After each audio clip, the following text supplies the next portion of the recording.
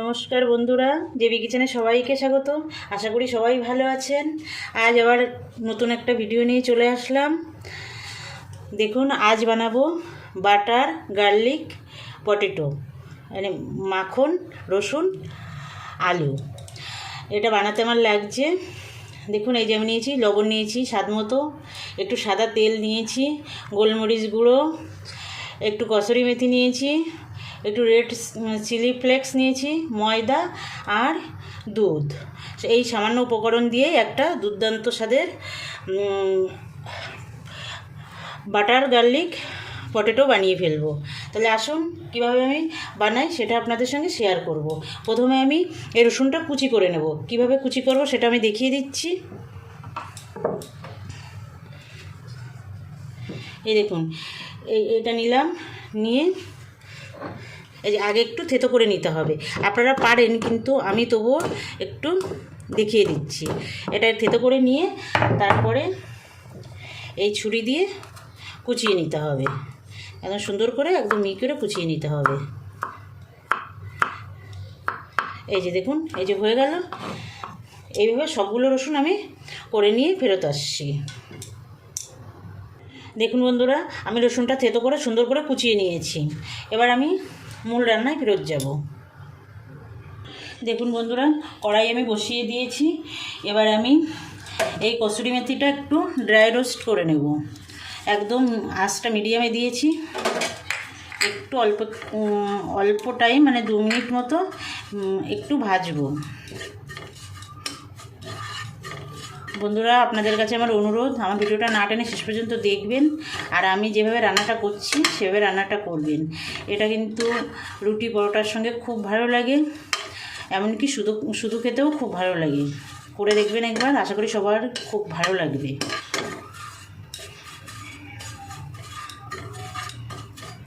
কসুরি মেথিটা ভাজা হয়ে গেছে, আমি এবার তুলে নেব। কসুরি মেথিটা নামিয়ে নিয়েছি। এবার আমি সামান্য একটু সাদা তেল দেব, বাটার দেব। সেই জন্য একটু সাদা তেল দিয়ে নিলে কি হয়, এটা তাহলে বাটারটা পুড়ে যায় না। নাহলে সরাসরি বাটার দিলে বাটারটা পুড়ে যাওয়ার সম্ভাবনা থাকে। এই জন্য আমি একটু সাদা তেল দিয়ে নিলাম। এবার আমি বাটারটা দিয়ে দেবো, 1 চামচ বাটার দেব।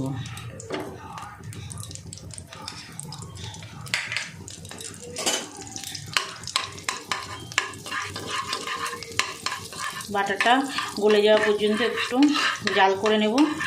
এবার আমি রসুনগুলো দিয়ে দেবো, এই রসুন কুচিটা দিয়ে দেবো।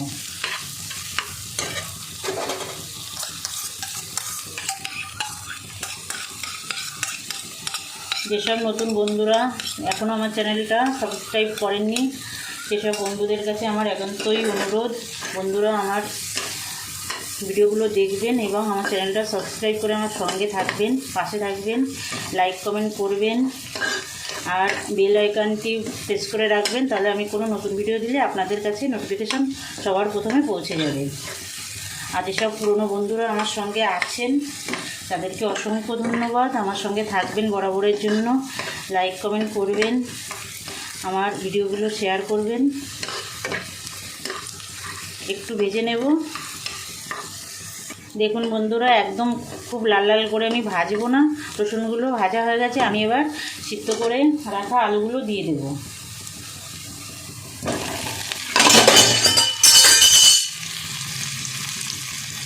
আলুগুলো দিয়ে দিয়েছি। এবার আলুগুলো ভালো করে ভাজা করব।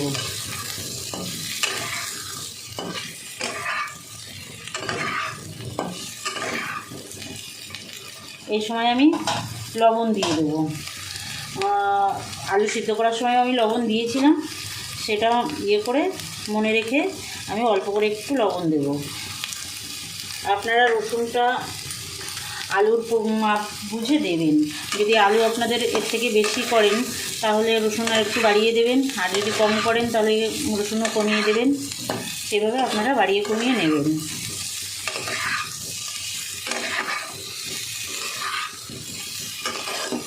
একটু ভালো করে ভাজা ভাজা করব।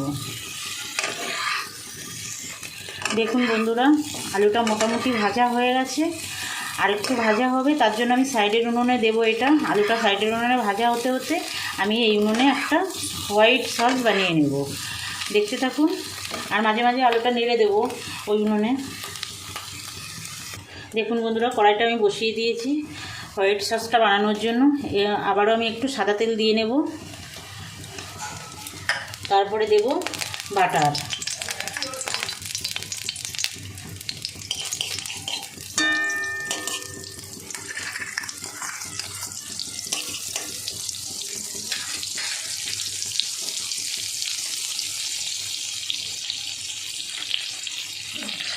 এবার আমি বাটারটা গলে গেছে, এবার আমি 1 চামচ ময়দা দেবো। 1 চামচে দিতে হবে, বেশি বেশি দেওয়া যাবে না। এবার এটাকে আমি একদম লো আছে এটা ভেজে নেব। দেখুন ময়দাটা একদম গলে গেছে, আর এটা যখন ভাজা হয়ে যাবে তখন একটা সুন্দর সেন্ট আসে, তখন বোঝা যায় যে এটা ভাজা হয়ে গেছে।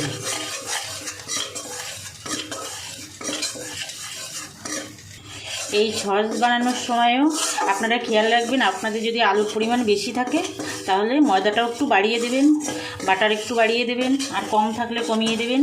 সেটা আপনারা আপনাদের পরিমাণ যেমন হবে তেমনই করে নেবেন। ভেজে নেব ভালো করে।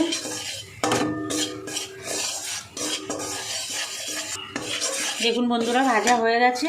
এবার আমি এই লিকুইড দুধটা দিয়ে দেবো, 1 বাটির একটু কম আমি দুধ দিয়ে দেবো। দুধ দিয়ে এটা জাল করে নেব ভালো করে।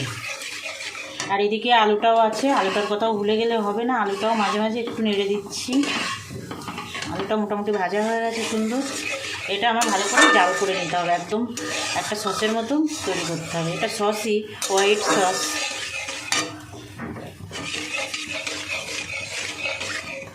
দেখুন বন্ধুরা, সসটা মোটামুটি ঘন হয়ে গেছে, আমি আর জাল করব না। এবার সসটা নামিয়ে আমি এই উনুনেই আলুটা নিয়ে আসব। দেখুন আলুটা সুন্দর ভাজা হয়ে গেছে, একদম লাল লাল হয়ে গেছে।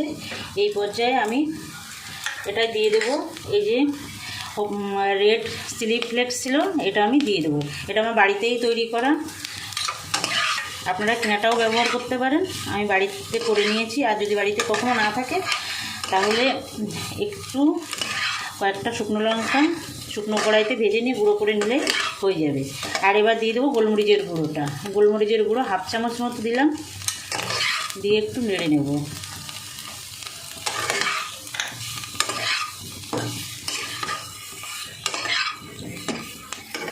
দেখুন বন্ধুরা, কত সুন্দর লাগছে দেখতে, খেতে কিন্তু দুর্দান্ত লাগে।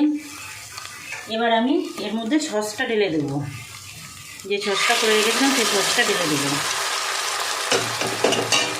মিশিয়ে দেব।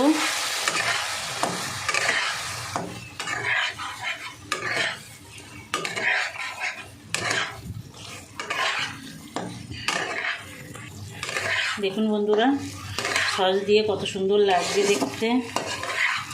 বানাবেন বাড়িতে, বড় ছোট সবারই খুব পছন্দ হবে। দেখুন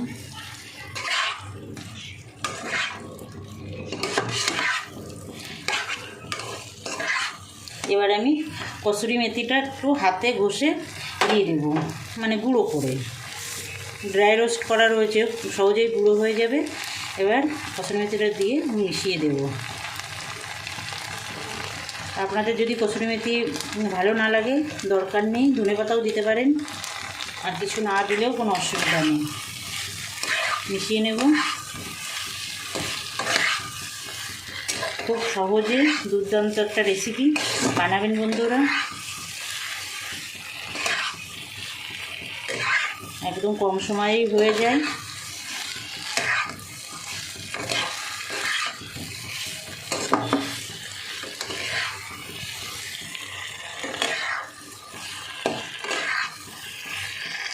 দেখুন বন্ধুরা, হয়ে গেছে।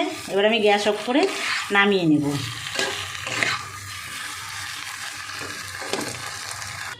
এই দেখুন বন্ধুরা, একদম রেডি হয়ে গেছে বাটার গার্লিক পটেটো বা আলু। নামিয়ে নিয়েছি। আপনাদের কাছে অনুরোধ রইল, আপনারা একবার বাড়িতে বানাবেন। সেই অনুরোধ রেখে আজকের ভিডিওটা এখানে শেষ করছি। আবার দেখা হচ্ছে নতুন কোনো ভিডিওয়। নমস্কার।